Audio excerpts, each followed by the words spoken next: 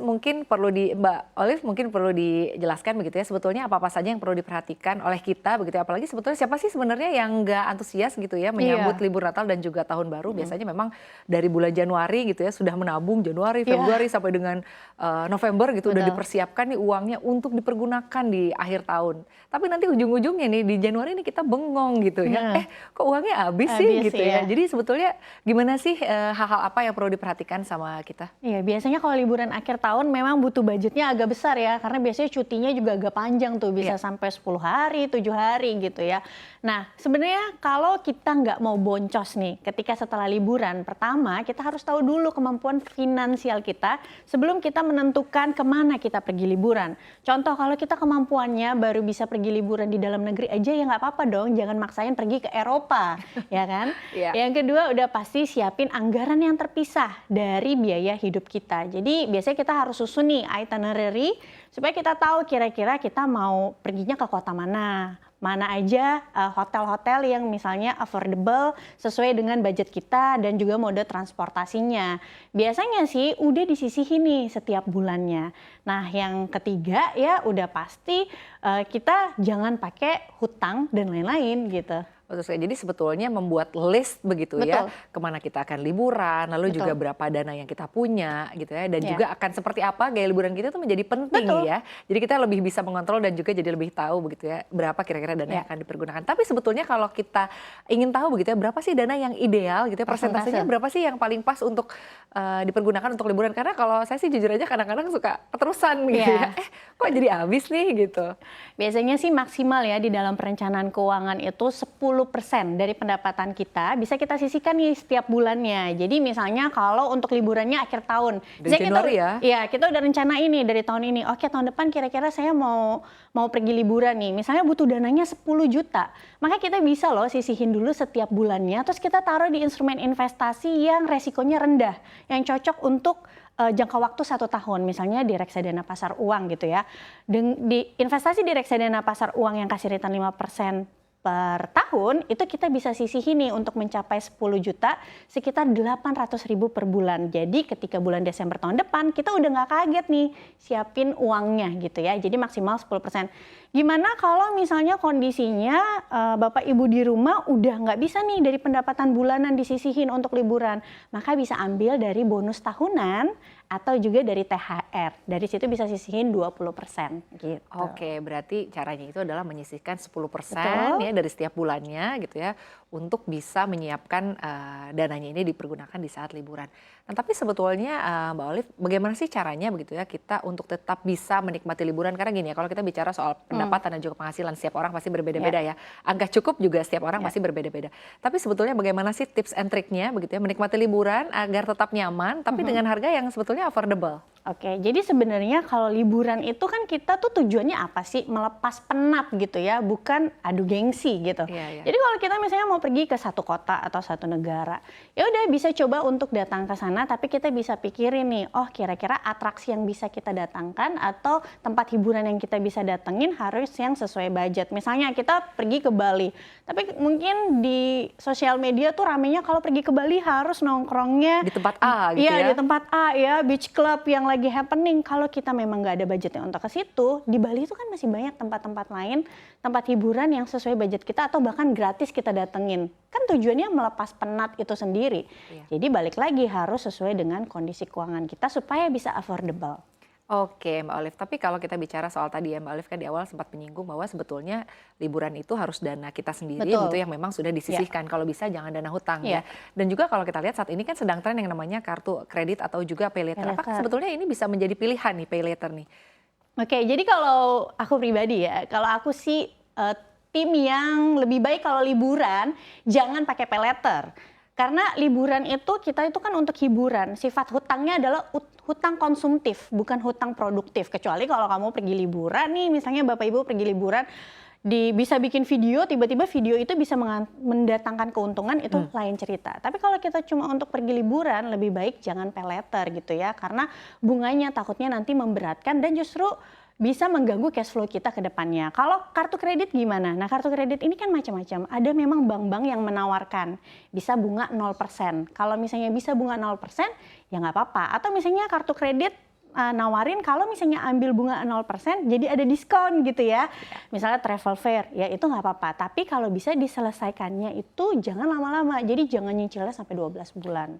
Karena kita nggak pernah tahu ya 6 bulan ke depan bisa terjadi apa dalam hidup kita. Secepat mungkin dilunasi. Ya paling lama itu cicilan kartu kredit untuk liburan itu 3 bulan aja. Oh, artinya jangan menumpuk hutang begitu ya. Betul. 3 bulan udah cukup ya. Tapi Iya. kalau misalnya ternyata memang dananya ini kurang gitu, artinya memang pay later itu atau kartu kredit kan sekarang memang bayarnya juga Betul. bisa cicilan ya. Betul. Jadi artinya sudah kita berhutang, Iya. terus kita juga nyicil kemudian gitu. Iya. Sebetulnya itu masih aman-aman aja kan, tergantung dengan pendapatan juga ya kalau Yes. gitu ya. Kalau kartu kredit menurutku masih aman. Tapi kalau yang berbunga karena ini sifatnya konsumtif, lebih baik jangan. Oke, dan menurut Mbak Olive sendiri ya, ini kan tadi kalau kita lihat memang kalau kita hitung begitu ya, berdasarkan pendapatan pribadi kadang-kadang dirasanya nggak cukup gitu ya, Iya. pengennya tuh liburan ke sana ke sini, lalu juga Betul. akhirnya kita lebih milih untuk pay later atau kita lebih milih untuk kartu kredit. Akhirnya niatnya melepas penat kemudian Iya, betul. gitu ya.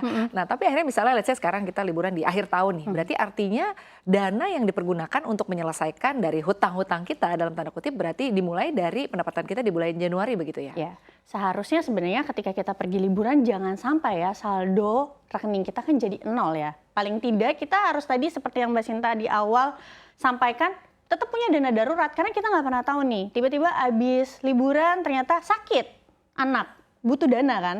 Nah dari dana darurat ini bisa diambil seperti itu. Nah kalau misalnya sampai 0 itu nanti akan jadinya berbahaya. Tapi gimana nih kalau udah terlanjur boncos malah ninggalin hutang nih, hutang kredit. Ya udah berarti harus perbaiki ulang cash flow-nya. Caranya kalau tadi pergi liburannya ada hutang, berarti hutangnya dulu dibayar. Sampai surplus dulu cash flow-nya, sampai cash flow-nya kembali normal seperti awal, lebih besar pendapatan daripada pengeluaran, baru deh bisa kembali kita mengatur pos-pos seperti awal lagi, misalnya pos investasi, pos proteksi, dan lain-lain. Tapi kalau ternyata liburannya nih bukan pakai hutang, tapi ngambil dari dana darurat gimana? PR-nya berarti habis liburan adalah dana daruratnya harus diisi kembali. Oke, berarti artinya kalau tadi kita udah sama-sama dengerin ya apa yang disampaikan oleh Mbak Olive, artinya memang jangan sampai begitu ya, ini dana liburan ini benar-benar menguras kantong Yes. habis sama sekali ya, Iya. karena tetap harus ada sisanya ya. Betul. Jadi sisanya berapa sih idealnya? Artinya kalau tadi kan Mbak Olive menyampaikan untuk setiap bulannya gitu, dana yang disisihkan, walau sebetulnya penghasilan dan juga angka cukup bagi setiap orang tentunya berbeda-beda begitu ya, tapi idealnya 10% nih dana untuk liburan yang memang harus disisihkan idealnya segitu.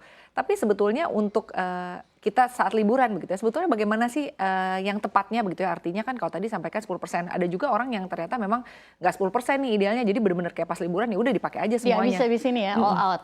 Oke, jadi sebenarnya kita harus lihat dulu sih kekuatan finansial kita. Kalau misalnya nih dirasa kita sudah punya dana darurat nih, 3 bulan parkir di rekening kita.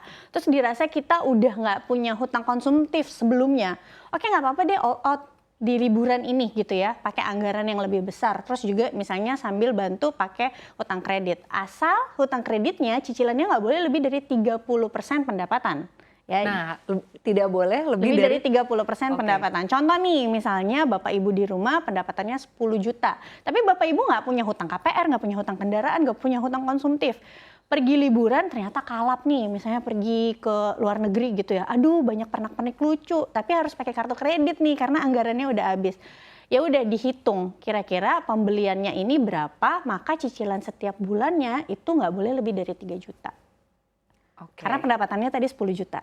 Jadi Ya. kalau ternyata term waktunya lebih lama ya tidak masalah, Betul. tapi yang penting tidak lebih dari 3 Iya. juta begitu ya. Tapi kalau misalnya sudah punya hutang duluan nih, berarti kan udah ada cicilan dong sebelumnya. Ya udah nggak boleh paksain diri nih, karena akan sangat berbahaya ke depannya, kita nggak pernah tahu bisa terjadi apa.